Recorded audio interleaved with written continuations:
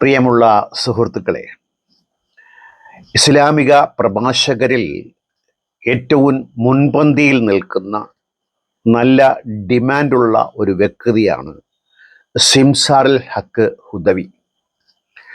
എൻ്റെ ഓർമ്മ ശരിയാണെങ്കിൽ അദ്ദേഹം അബുദാബിയിൽ സ്കൂൾ അധ്യാപകനായി, മദ്രസ അധ്യാപകനായി ജോലി ചെയ്യുന്നു. എൻ്റെ കേട്ടറിവ് മാത്രമാണിത്. അദ്ദേഹം കേരളത്തിലേക്ക് പ്രഭാഷണത്തിന് വരികയാണെങ്കിൽ അദ്ദേഹത്തിന് വിമാന ടിക്കറ്റ് മാത്രം എടുത്തു കൊടുത്താൽ മതി. അദ്ദേഹം പ്രത്യേകം ഫീസ് വാങ്ങിക്കാറില്ല എന്നതാണ് ഞാൻ അറിഞ്ഞത്. അദ്ദേഹത്തെ എനിക്ക് വലിയ ഇഷ്ടമാണ്. അദ്ദേഹത്തിൻ്റെ ഖിറാഅത്ത്, ഖുർആൻ പാരായണം വളരെ സംഗീതാത്മകമാണ്. അദ്ദേഹം ചൊല്ലുന്ന രീതി, അദ്ദേഹത്തിൻ്റെ സ്വരമാധുര്യം ഇവയൊക്കെ ഹരം പകരുന്നതാണ്. അത് കേട്ട് കേട്ട് ഞാൻ പലപ്പോഴും ഉറങ്ങിപ്പോകാറ് പോലുമുണ്ട്. ചുരുക്കി പറഞ്ഞാൽ, ഖുർആൻ പാരായണത്തിൽ അദ്ദേഹത്തിൻ്റെ ഒരു അനുവാചകനും അദ്ദേഹത്തിൻ്റെ ഒരു ആരാധകനുമാണ് ഞാൻ. കാര്യം ഇതൊക്കെയാണെങ്കിലും ഈ പാവം പഴയ കിതാബുകളിൽ പറയുന്ന കാര്യമൊക്കെ മഹനീയവും അങ്ങേയറ്റത്തെ ശരിയുമെന്ന് വിശ്വസിക്കുന്ന ആളാണ്. ഈ വയറ്റിപ്പിഴപ്പിന് വേണ്ടി ചെയ്യുന്നു എന്നൊക്കെ ചോദിച്ചാൽ അത്രത്തോളം കടുപ്പിച്ചു പറയാനായിട്ട് അദ്ദേഹത്തെക്കുറിച്ച് എനിക്ക് അധികം അറിയില്ല. യൂട്യൂബ് പ്രഭാഷണങ്ങളിലൂടെയാണ് അദ്ദേഹം എന്നിൽ നിത്യസന്ദർശകനായി നിലയുറപ്പിച്ചിരിക്കുന്നത്. ഇന്നും ഞാൻ ഒരു 3:30 മണി മുതൽ 4:30 മണി വരെ അദ്ദേഹത്തെ കിടന്നുകൊണ്ട് കേട്ടു. ഒരല്പം മയക്കം, അന്തിമയക്കം അതുമായി ബന്ധപ്പെട്ടാണ്. അപ്പം അവിടെ കേട്ട കാര്യങ്ങളിൽ പലതും വളരെ രസാവഹമായിരുന്നു, ചിന്തയെ ഉദ്ദീപിപ്പിക്കുന്നതായിരുന്നു.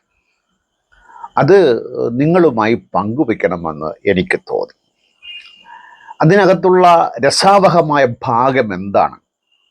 അത് വിഡ്ഢിത്തമാണോ, തമാശയാണോ, കാര്യമാണോ, ചിന്തിക്കാൻ പറ്റുന്നതാണോ, ചിന്തയെ ഉദ്ദീപിക്കുന്നതാണോ? ഇത്തരം ചോദ്യങ്ങളാണ് എൻ്റെ മുമ്പിൽ ഇങ്ങനെ പൊന്തി വന്നത്. അതെന്തായാലും നമുക്കൊന്ന് പരിശോധിക്കാം. അദ്ദേഹം പറയുന്നത് നമുക്കൊന്ന് ആദ്യം കേൾക്കാം. മഹാനായ അലി ഇബ്നു അബീ ത്വാലിബ് റളിയല്ലാഹു അൻഹു നബി സല്ലല്ലാഹു അലൈഹി വസല്ലം തങ്ങളുടെ പിതൃപുത്രനാണ്, തങ്ങളുടെ മകളുടെ ഭർത്താവാണ്. ഇസ്ലാമിലേക്ക് കടന്നു വന്ന ബാലന്മാരിൽ, കൊച്ചുപ്രായമുള്ള ആളുകളിൽ ആദ്യത്തേവർ അലി തങ്ങളാണ്. 4ാമത്തെ ഖലീഫയാണ്. ഇൽമിൻ്റെ മഹാഗോപുരമായിരുന്നു എന്നൊക്കെ നമ്മൾ അറിഞ്ഞിട്ടുണ്ട്. ധീരനായിരുന്നു അലി റളിയല്ലാഹു അൻഹു. അവരെ കൊല്ലപ്പെടുകയാണ് ഉണ്ടായത്. അബ്ദുറഹ്മാൻ ഇബ്നു മുൽജിം എന്ന് പറയുന്ന ആളാണ് അലി റളിയല്ലാഹു അൻഹുവിനെ ദാരുണമായി കൊല ചെയ്തത്. 4 ഖുലഫാഇന്റെ ചരിത്രം എടുത്താൽ അബൂബക്കർ സിദ്ദീഖ് റളിയല്ലാഹു അൻഹുവിന് മാത്രമാണ് സ്വാഭാവിക മരണം എന്ന് നമുക്ക് പറയാൻ കഴിയുള്ളൂ, അസുഖം ബാധിച്ച് മരിക്കുന്നത്. ബാക്കി ഉമർ റളിയല്ലാഹു അൻഹു ഷഹീദാൻ, ഉസ്മാൻ റളിയല്ലാഹു അൻഹു ഷഹീദാൻ, അലിയാർ തങ്ങളും ഷഹീദാൻ. അതായത് അദ്ദേഹം പറയുന്നത്, ആദ്യത്തെ 4 ഖലീഫന്മാർ അബൂബക്കർ സിദ്ദീഖ്, ഉമർ, ഉസ്മാൻ, അലി, ഇതിൽ സ്വാഭാവിക മരണം ഉണ്ടായത് അബൂബക്കർ സിദ്ദീഖിന് മാത്രമായിരുന്നു. ബാക്കി 3 പേരും ഷഹീദ എന്നാണ് ഇദ്ദേഹം പറയുന്നത്. രക്തസാക്ഷി എന്നാണ് അർത്ഥമെന്നാണ് ഞാൻ മനസ്സിലാക്കുന്നത്. എന്തായാലും രക്തസാക്ഷിയൊന്നുമല്ല. ഇവരുടെ എതിരാളികൾ ഇവരെ ദാരുണമായി കൊലപ്പെടുത്തുകയായിരുന്നു. ഇവർ 4 പേരും അമീറുൽ മുഅ്മിനീൻ, അതായത് മുഅ്മിനീങ്ങളുടെ അമീറാണ്, നേതാക്കളാണ്. നബി കഴിഞ്ഞാൽ അത് കഴിഞ്ഞ നബിയുടെ ഒരു കാലശേഷമുള്ള ഏറ്റവും മഹത്വവൽക്കരിക്കപ്പെട്ട 4 വ്യക്തിത്വങ്ങളാണ് ഇവർ 3 പേര്. ഈ 4 പേരെയും എടുത്തു പരിശോധിക്കുമ്പോൾ ഈ 4 പേരിൽ 4 പേരും നബിയുടെ കുടുംബ ബന്ധമുള്ള ആളാണ്. അബൂബക്കർ ആണെങ്കിൽ അദ്ദേഹത്തിൻ്റെ മകളാണ് വിവാദ ചിന്താവിഷ്ടയായ ആയിഷ. ഉമറിന്റെ മകൾ ഹഫ്സ നബിയുടെ ഭാര്യമാരിൽ ഒരാളാണ്. അലിയാണെങ്കിൽ ഇദ്ദേഹത്തിന്റെ മരുമകൻ, ഫാത്തിമയുടെ ഭർത്താവ്. ഉസ്മാനാണെങ്കിൽ 2 മകളെ ഉസ്മാന് നബി കെട്ടിച്ചു കൊടുത്തു. ഇങ്ങനെ പലതുകൊണ്ടും സവിശേഷമായ സ്ഥാനം അലങ്കരിക്കുന്നവരാണ് ഇവർ. ഇവർ 4 പേരിൽ 3 പേരും എതിരാളികളാൽ, മുസ്ലിങ്ങളാൽ കൊല്ലപ്പെട്ടു എന്നാണ് സിംസാറുൽ ഹക്ക് ഹുദവി ഇവിടെ പറയുമ്പോൾ അദ്ദേഹം ഈ മരണത്തെ മഹത്വവൽക്കരിക്കാൻ വേണ്ടി പറയുന്നതാണ് ഷഹീദ് എന്ന വാക്ക്. വളരെ കൗശലപൂർവ്വം അദ്ദേഹം ഉപയോഗിക്കുന്നുവെങ്കിൽ തന്നെയും പിന്നീടുള്ള വർത്തമാനങ്ങളിൽ അദ്ദേഹത്തിന് ഇത് കൊലപാതകമെന്നും ദാരുണമായി തന്നെ കൊലപ്പെടുത്തുന്നു എന്നും പറയേണ്ടി വരുന്ന ഒരു ഗതികേട് കൂടെ നമുക്ക് ഇവിടെ കേൾക്കാം. ഇത് ഇദ്ദേഹം ഇങ്ങനെ നടുനീളെ പ്രസംഗിച്ച് നടക്കുമ്പോൾ കഴിഞ്ഞ കുറേ കാലമായി ഇദ്ദേഹത്തിൻ്റെ പ്രസംഗം വീക്ഷിക്കുന്ന ഒരാളെന്ന നിലയ്ക്ക് ഇദ്ദേഹം ഗഹനമായ ഗൃഹപാഠങ്ങൾ ചെയ്തുകൊണ്ട് തന്നെയാണ് പ്രസംഗത്തിന് ഈ കാലയളവിൽ ഇപ്പോൾ കോണ്ടംപററിയായി അദ്ദേഹത്തിൻ്റെ പ്രസംഗങ്ങളിൽ അർത്ഥഗർഭമായ, ചിന്തിക്കാൻ ഉതകുന്ന രീതിയിൽ വിശ്വാസികളെ വിശ്വാസപരമായി ചിന്തിപ്പിക്കാൻ പ്രേരിപ്പിക്കുന്ന രീതിയിൽ ഒരുപാട് ഘടകങ്ങൾ അടങ്ങിയ പ്രസംഗമാണ് അദ്ദേഹം ഇപ്പോൾ കാഴ്ചവെക്കുന്നത്. അതിനു തക്കതായ രീതിയിലുള്ള ഗൃഹപാഠം അദ്ദേഹം ചെയ്യുന്നുണ്ട്. ഈ ക്രിസ്ത്യൻ അപ്പോളജിസ്റ്റുകളുടെ കോസ്മോളജിയുമായി ബന്ധപ്പെട്ട ഒരുപാട് പഠനങ്ങൾ ഇദ്ദേഹം മനഃപ്പാഠമാക്കിയിട്ട് അത് ഖുർആൻ വാചകങ്ങളുമാക്കി ഇഴചേർത്ത് അദ്ദേഹം വിളമ്പുന്നുണ്ട് എന്നുള്ള വസ്തുത നിലനിൽക്കെ തന്നെ ഈ ദുർഗന്ധം എത്ര മൂടി വെച്ചാലും അത് വെളിയിൽ വരുമെന്ന് പറയുന്നത് പോലെ ഈ ഹദീസുകളുടെയും കിതാബിലെ കഥകളുടെയും ഒക്കെ കാര്യം വളരെ രസാവഹവും പരിഹാസപാത്രമായതുകൊണ്ട് അതൊക്കെ ചിലപ്പോൾ പുറത്തു വരും. അങ്ങനെയാണ് ഏറ്റവും മഹത്വവൽക്കരിക്കപ്പെട്ട 4 പേരിൽ 3 പേർ ദാരുണമായ രീതിയിൽ കൊല്ലപ്പെട്ടു എന്ന് ഒരു അപ്പോളജിസ്റ്റ് തന്നെ സമ്മതിക്കേണ്ടി വന്ന ഒരു ഗതികേടാണ് ആദ്യമായി ഞാനിവിടെ ചൂണ്ടിക്കാണിക്കുന്നത്. ഇനി അദ്ദേഹം പറയുന്നത് എന്തെന്ന് നമുക്ക് കേൾക്കാം. ഉഹദ് മലയുടെ മുകളിൽ പുണ്യനബി സ്വല്ലല്ലാഹു അലൈഹി വസല്ലം തങ്ങൾ അമൃതങ്ങളോടൊപ്പം ശുദ്ധീകരിക്കുന്നവരോടൊപ്പം ഉസ്മാൻ എന്നവരോടൊപ്പം മലമുകളിൽ നടന്നുകൊണ്ടിരിക്കുമ്പോൾ തങ്ങൾക്ക് വളരെ ഇഷ്ടമുള്ള ഒരു മലയാണ് ഉഹദ്. ഉഹദുൻ യുഹിബ്ബുനാ വനുഹിബ്ബുഹു, ഉഹദിന് നമ്മളോട് ഇഷ്ടമാണ്, നമുക്ക് ഉഹദിനോട് ഇഷ്ടമാണ് എന്നൊക്കെ ഹദീസിൽ കാണാൻ കഴിയും. നമ്മൾ വിചാരിക്കും ജീവനില്ലാത്ത ഒരു പർവ്വതം, ഒരു മല ഇഷ്ടപ്പെടേ? അദ്ദേഹം പറയുന്നത് ഉഹുദിൻ ഹിബ്ബുന വനഹിബ്ബുഹു. എങ്ങനെ? ഉഹുദിൻ ഹിബ്ബുന വനഹിബ്ബുഹു. അതായത് ഉഹുദ് മല നബിക്ക് ഇഷ്ടമുള്ളതാണ്, തിരിച്ചും മലയ്ക്കും നബിയെ ഇഷ്ടമാണ്. ഇപ്പം മല ഇഷ്ടപ്പെടുമോ എന്ന് ചോദിച്ചാൽ സഹ്യപർവ്വതം വളരെ ഇഷ്ടമുള്ളൊരു സ്ഥലമാണ് എനിക്ക്. നമ്മൾ മലയെ ഇഷ്ടപ്പെട്ടു. ഞാനൊരു 3-4 മാസങ്ങൾക്ക് മുമ്പ് തക്കലയിൽ ഒരു മലമ്പ്രദേശമുണ്ട്, മലയിൽ കയറി ചെല്ലണം. അവിടെ ഒരു എന്താ പറയുക, ശവകുടീരം, ഒരു മക്കബറയുണ്ട്. ചെറുപ്പകാലങ്ങളിലൊക്കെ ഞങ്ങൾ അന്ന് കാറോ മറ്റു സഞ്ചാര മാർഗങ്ങൾ ഒക്കെ ഇല്ലാതിരുന്ന കാലഘട്ടത്തിൽ കാൽനടയായിട്ടോ അല്ലെങ്കിൽ ഏറിയ കാളവണ്ടിയിൽ ഈ മലയടിവാരം വരെ പോകും. അവിടെ പോകുമ്പോൾ അരി, വിറക്, ഇറച്ചിക്ക് വേണ്ടി കോഴിയോ അല്ലെങ്കിൽ ആട് ഇതൊക്കെ കരുതിയിരിക്കും. അവിടെ ഇങ്ങനെ ഒഴുകുന്ന, മലയിൽ നിന്ന് ഉദിച്ചു വരുന്ന നല്ല ജലപ്രവാഹമുണ്ട്. കുളിക്കാൻ പറ്റിയ തോട് പോലത്തെ, കുളം പോലത്തെ പ്രദേശങ്ങളുണ്ട്. ഇടതൂർന്ന കാടുകളായിരുന്നു. കയറി ചെല്ലാൻ ഭയങ്കര രസമാണ്. ഒരു 1.5 മണിക്കൂർ കയറണം. കയറി ചെന്ന് അവിടെ ഒരു ചെറിയ ഹാള് തീർത്തിട്ടുണ്ട്. മക്ബറ പ്രത്യേകമുണ്ട്. അതൊക്കെ കെട്ടി ഉയർത്തിയതാണ്. അവിടെ ചെന്ന് ഈ ആടിനെ അറുത്ത് അല്ലെങ്കിൽ കോഴിയെ അറുത്ത് കറിയൊക്കെ ഉണ്ടാക്കി കഴിച്ച് വൈകുന്നേരം തിരിച്ചു വരിക. തിരിച്ചു വരുമ്പോഴൊക്കെ ഭയങ്കര ക്ഷീണമായിരിക്കും. ഒരുപാട് നടക്കാനുമുണ്ട്. നടന്ന് ക്ഷീണിച്ചു പോകും. എത്ര നടന്നാലും വീട്ടിലെത്തില്ല. കുട്ടികളായ എനിക്ക് കുട്ടിയായിരുന്നപ്പോൾ ഉള്ള ഓർമ്മ ഇപ്പോഴും, ആ ഓർമ്മ പുതുക്കാനായിട്ട് ഞാൻ കഴിഞ്ഞ 4-5 മാസങ്ങൾക്ക് മുമ്പ് അവിടെ പോയി. ഞാനൊരു 2 മണിക്കാണ്, അല്ല 1 മണിക്കാണ് ട്രിവാൻഡ്രത്ത് നിന്ന് ബസ് കയറിയത്. ശുചീന്ദ്രമല്ല, അവിടെ കുമാരകോവിൽ എത്തിയപ്പോഴത്തേക്ക് ഏകദേശം 3 മണിയായി. അവിടുന്ന് ഒരു 200 രൂപ ആട്ടോക്കാരൻ ചോദിച്ചു ആ മല അടിവാരം വരെ പോകാനായിട്ട്. ആ പോകുന്ന പ്രദേശം തന്നെ നല്ല കാഴ്ചക്ക് ഭംഗിയുള്ള ഒരു തോടിപ്പുറത്ത്, ഒരു ആറിപ്പുറത്ത് ഒഴുകുന്നുണ്ട്. ഈ പേച്ചിപ്പാറയിൽ നിന്നുള്ള ജലപ്രവാഹം, ഈ കൃഷിക്ക് ആവശ്യമായ തോട്, അത് വെള്ളം ഇങ്ങനെ ഒഴുകുകയാണ്. അതിനോട് ചേർന്ന റോഡ്, ഇരുവശങ്ങളിലൊക്കെ നല്ല തെങ്ങിൻ തോപ്പുകൾ, വളരെ മനോഹാരിതയാർന്ന പ്രദേശം. കണ്ടു നിന്നാൽ ഇനിയും പോകാൻ തോന്നിക്കുന്ന ഒരു പ്രദേശമാണ്. ഞാൻ മല കയറി ചെന്നപ്പോഴത്തേക്കും, മല കയറിയപ്പോഴത്തേക്കും എൻ്റെ ഈ ഡയബറ്റിക് ഒന്നും എന്നെ ബാധിച്ചതൊന്നുമില്ല. ഞാൻ അവിടെ ചെന്നപ്പോൾ അവിടെ ഒരു ടീമുണ്ട്. ഞാൻ മല അടിവാരത്തിൽ നിന്ന് ആഹാരം കഴിച്ചിട്ടാണ് കയറിയത്. കാരണം അവിടെ പോയാലൊന്നും കിട്ടില്ല. ഞാനങ്ങനെ ആഹാരം ഉണ്ടാക്കാൻ ഒന്നും കൊണ്ടുപോയിട്ടില്ലല്ലോ. പ്രത്യേകിച്ച് മറ്റേ മിൽക്കി ബാർ അല്ലാതെ കയ്യിൽ വേറൊന്നുമില്ല, ഷുഗർ ഫ്രീ മിൽക്കി ബാർ.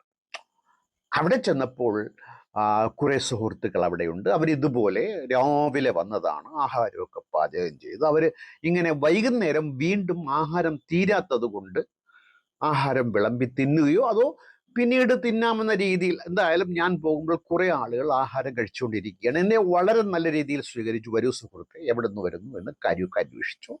എന്നോട് പറഞ്ഞ് അല്പം ചോറ് കഴിക്കാം. ഞാൻ പറഞ്ഞു വേണ്ട, ഞാൻ താഴേന്ന് ആഹാരം കഴിച്ചിട്ടാണ് വന്നത്. ഈ കറിയുടെ മണമാണെങ്കിൽ ഇങ്ങനെ മൂക്കിനെ തുളച്ചു കയറുകയാണ്. അവർ അല്പം നിർബന്ധിച്ചു. പിന്നെ ഈ വാസന എന്നുള്ളത് പമ്പാവാസനയല്ല കേട്ടോ, വാസന, ഈ ഇറച്ചിയുടെ വാസന, ആട്ടിറച്ചിയാണ്, എന്നെ വല്ലാതെ ആകർഷിക്കുകയാണ്. നമ്മൾ കഴിക്കാം. അങ്ങനെ ഒരു പ്ലേറ്റിൽ, ഒരു ഡിസ്പോസബിൾ പ്ലേറ്റിൽ കുറച്ച് ഇറച്ചിക്കറിയും കുറെ ചോറും വിളമ്പി തന്നു. ആ കറിയുടെ രുചിയുണ്ടല്ലോ, ആ തക്കലയുടെ രുചി, അവർ തക്കലക്കാരാണ്. നല്ല രീതിയിൽ മസാലയൊക്കെ ഇട്ട് കൊഴുകുഴ എന്നുള്ള ആ ഇറച്ചിക്കറി, എൻ്റെ മലകയറ്റം കഠിനമാണെങ്കിലും ഭയങ്കരമായി തീർന്നു. നല്ല ഓർമ്മയാണ്.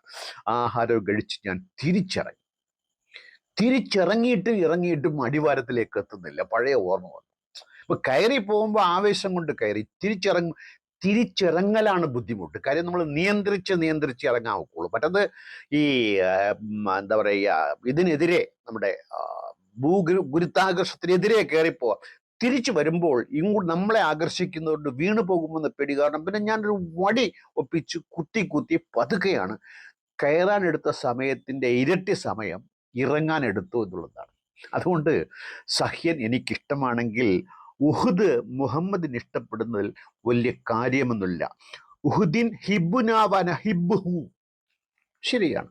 പക്ഷെ തിരിച്ചു പറയുന്നല്ലോ, മലയ്ക്ക് ഇദ്ദേഹത്തെ ഇഷ്ടമെന്ന്. അവിടെയാണ് ഈ മുളച്ചു വരുന്ന കള്ളത്തരത്തിൻ്റെ നാമ്പുകൾ നമുക്ക് അസഹനീയമായി തോന്നുന്നത്. ഇപ്പൊ ഇനിയും കേൾക്കാം അദ്ദേഹം എന്തു പറയുന്നു. ഉഹദ് വിശ്വാസികളെ ഇഷ്ടപ്പെടുന്ന ഒരു പർവ്വതമാണ്. മലകൾ തമ്മിൽ കമ്മ്യൂണിക്കേഷൻ ചെയ്യുന്നുണ്ട് എന്ന് ഹദീസിൽ വന്നിട്ടുണ്ട്. പർവ്വതങ്ങൾ, പ്രത്യേകിച്ച് ചുരങ്ങളൊക്കെ ഉള്ള ആളുകൾ നടന്നു പോകുന്ന വഴികളുള്ള പർവ്വതങ്ങൾ അടുത്ത പർവ്വതത്തോട് വിളിച്ചു ചോദിക്കുന്ന ഹൽമർ റബി കറജുലുൻ സാലിഹ്, ഇന്ന് ഏതെങ്കിലും നല്ല മനുഷ്യൻ നിന്നിലൂടെ കടന്നു പോയിട്ടുണ്ടോ? അപ്പൊ പോയാളെ പേര് പറഞ്ഞു കൊടുക്കുന്നു. അടുത്ത മല, എൻ്റെ അടുത്ത് മലകൾ തമ്മിൽ നല്ല മനുഷ്യൻ കടന്നു പോയിട്ടുണ്ട്. സംസാരിച്ച് ഈ ജൂതന്മാരെ കാണിച്ചു കൊടുക്കാനായിട്ട് ഒരു മരം സംസാരിക്കുമല്ലോ. മുസ്ലിങ്ങളെ, ജൂതന്മാർ ഞങ്ങളുടെ പിറകെ വന്ന് ഒളിച്ചിരിക്കുന്നു എന്ന് ഒരു മരം മാത്രം പറയില്ല.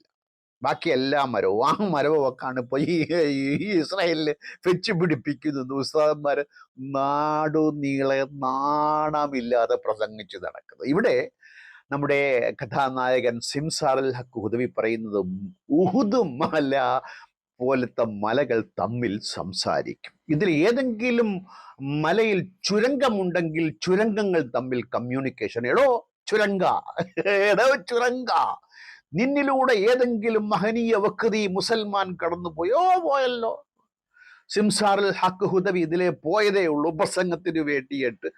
മലകൾ തമ്മിൽ സംസാരിക്കുമെന്നും ചുരങ്ങൾ തമ്മിൽ കമ്മ്യൂണിക്കേഷൻസ് ഉണ്ടെന്നും ഹദീസ് ഉള്ളതായി. അപ്പം ഈ ഹദീസുകളുടെ പൊള്ളത്തരം നിങ്ങൾ ആലോചിച്ചു നോക്കൂ. ഈ പണ്ടുള്ള ആളുകൾ അവരുടെ ഭാവനയിൽ വരുന്ന കാര്യങ്ങളെ ഇങ്ങനെ എന്താ പറയുക, പൊലിപ്പിച്ചും കേൾക്കാൻ രസാവഹമായൊക്കെ.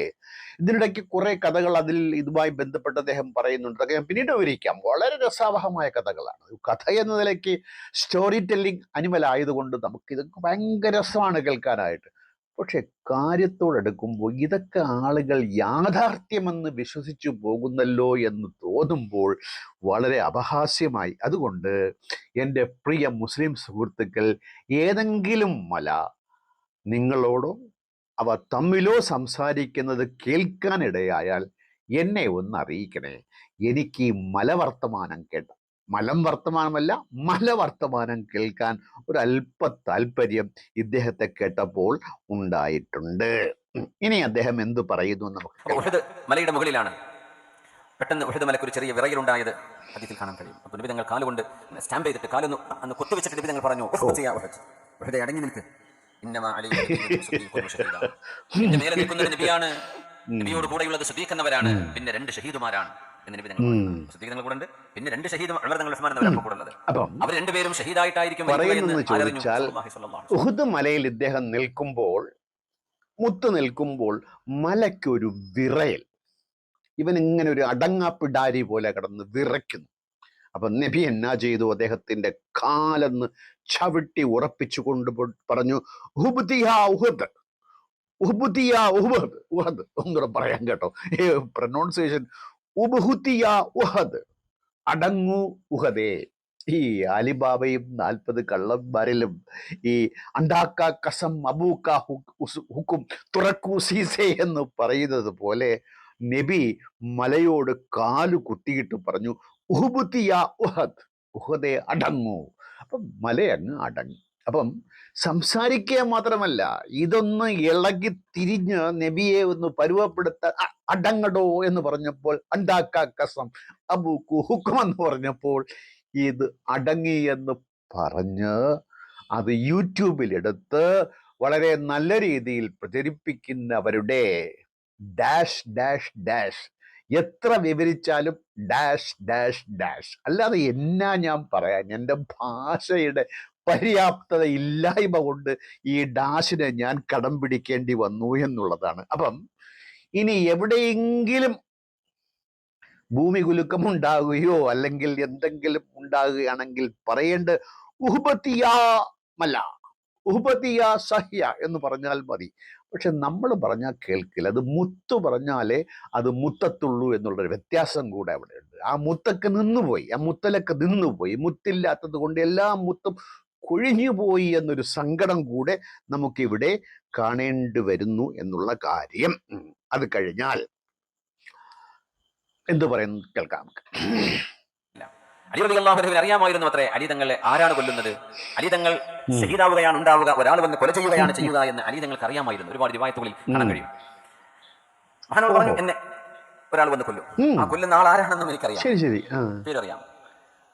അവർ പറഞ്ഞു, യാ അമീറുൽ മുഅ്മിനീൻ അലാ തുഖ്ബിറുനാ മൻ സയഖ്തുലുക ഫനഖ്തുലഹ്, അമീറുൽ മുഅ്മിനീനെ നിങ്ങൾ ആരാണ് കൊല ചെയ്യുന്നത് എന്ന് പറഞ്ഞൂടെ, ഞങ്ങൾ പോയി അയാളെ കൊല്ലും എന്ന് അനുയായികൾ പറഞ്ഞപ്പോ